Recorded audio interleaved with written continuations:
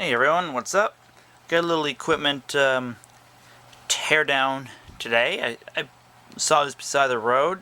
Had free on it, so I decided to pick it up. Looked very interesting, and I figured it's interesting enough to do a teardown video on. So it's a Windmere Gentle Air Salon dryer, 1400 watts, with a remote control. I've had a few of these over the years, taken apart much older ones, but I've never had one with an actual remote control built into it. So there's not much to see on the outside. Nothing on the back. Underneath you've got a lot of your air vents and whatnot. It's a model HBD-14, 14 probably the 1400 watts, 120 volts, made in China. So, I have just had it powered up for a moment, and then there is an issue with it, and I'll get to that in a moment. So you pop the two latches on either side, and it opens it up. This is the one where you put your head right in it, and you just sit in a chair, and it just dries you thoroughly. So it's not like a handheld one. So that just comes out like this.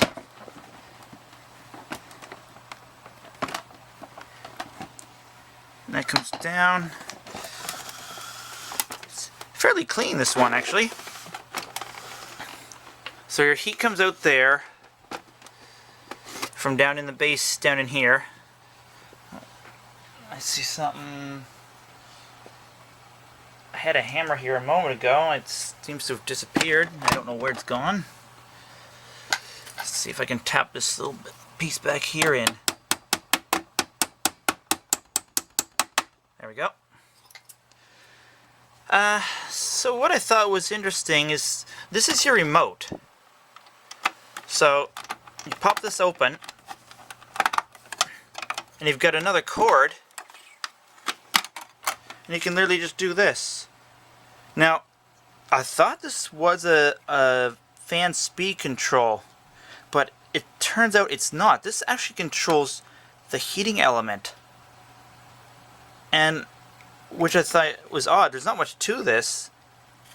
So I've never seen a hairdryer with a variable heater control.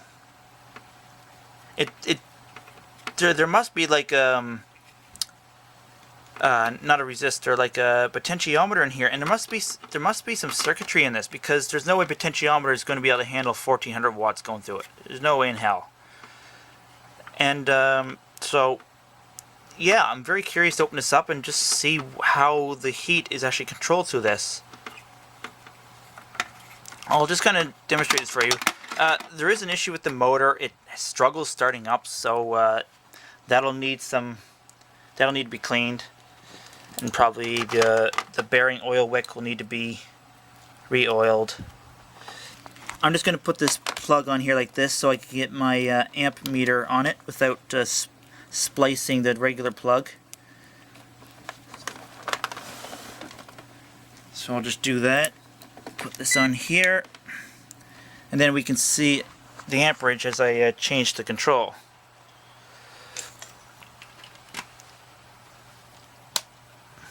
So there is a switch behind here that just turns it on.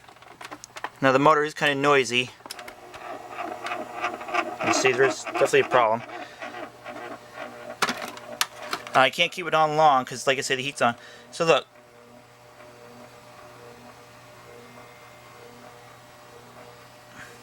So it's some kind of potentiometer and controller that must be doing this.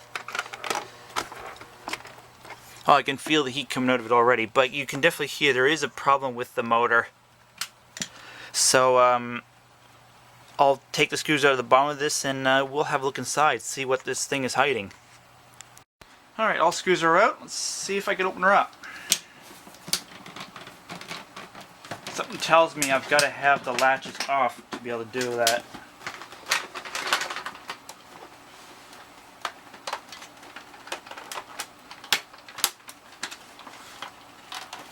Got some separation here.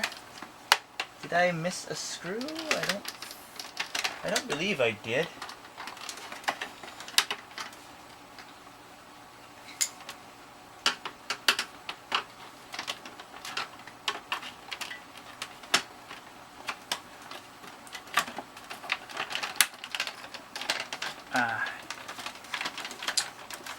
it is these side clips here that are holding this on.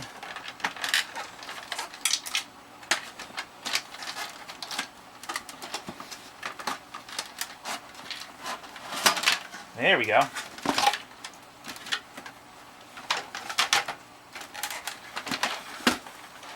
And that is a beefy little motor. Let's get you a little closer here. So there is a bit of circuitry in this. Very interesting. And that's one thick little synchronous motor. It is a bit hard to turn though.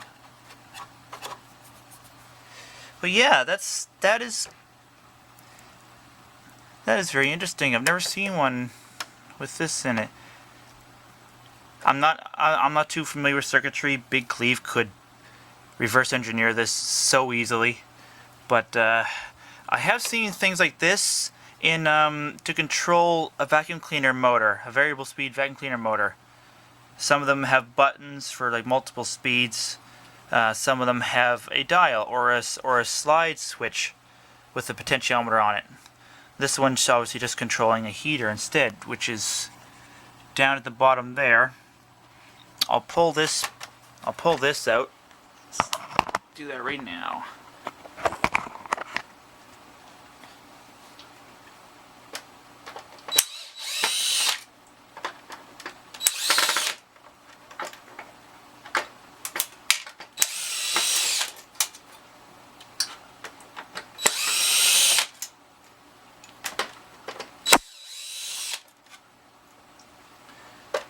It's a lot cleaner than I thought it would be. Something tells me this thing hasn't had all that much use. And they obviously must have threw it out because the motor bearings were squealing. I got lots of motors. I'm sure I got something that I can use to replace it.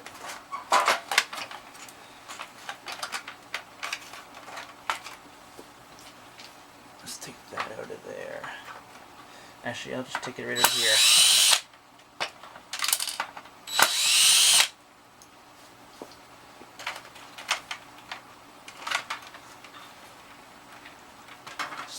So really, not much to see underneath. Just your fan blade and your heating elements. Right there. There's actually not a whole lot of them.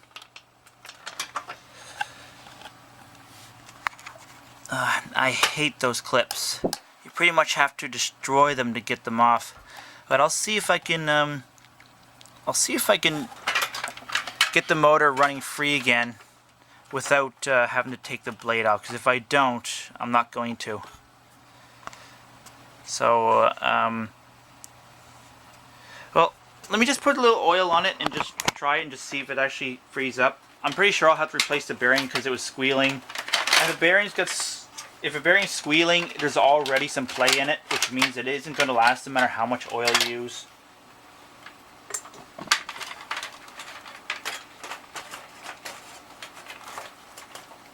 But I'll give the rear bearing or the back bearing just a little bit of oil, just to see if that's the issue.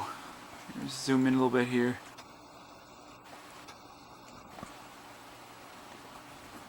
There we go. Alright.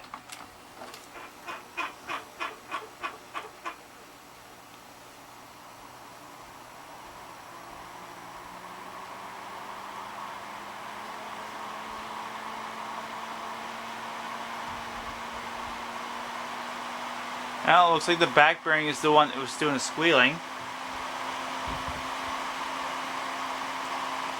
I suspect this should still be turning faster than this. I don't know if I can get some oil on the front bearing without taking the motor completely apart.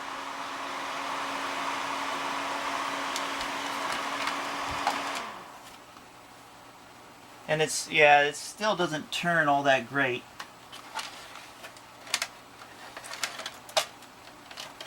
See if I can get a little dab on it. I don't know if this is you guys are seeing this on the camera. See if that makes any difference.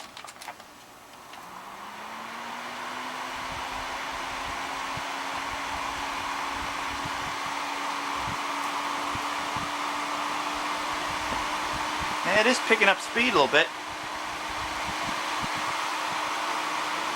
But like I say, I'm probably going to replace the rear bearing on this. Actually, now that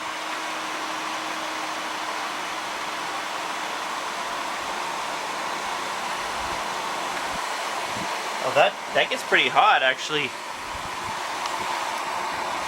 I'm just playing around with the heat control a little bit. Actually, what I'll do, I'll get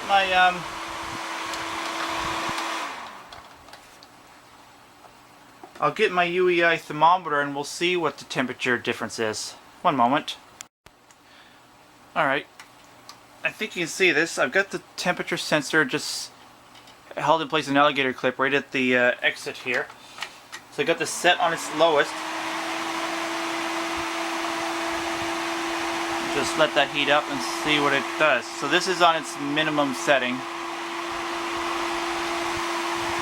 So on its minimum, it's pretty much just cool air, just room temperature air. Go to 1.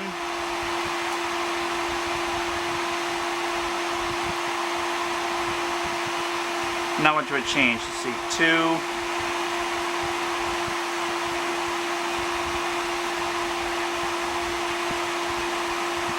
Again, barely a degree. 3.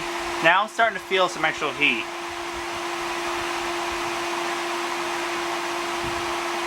91 degrees. 92. So let's go to 4. Yeah.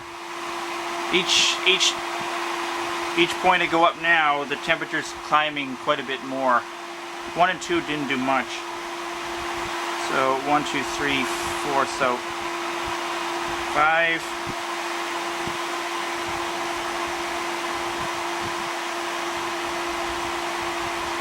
15 degrees.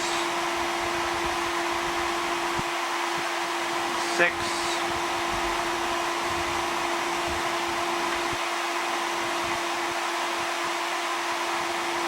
7.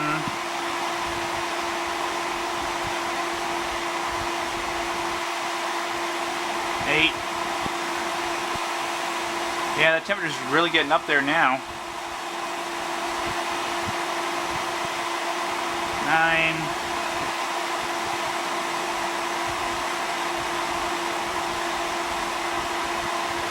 And 10.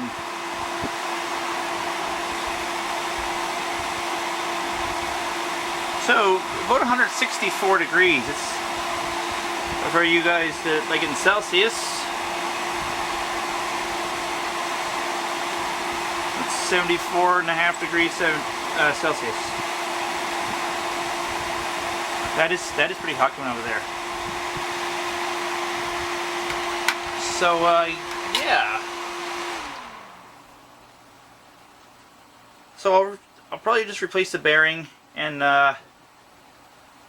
put her back together.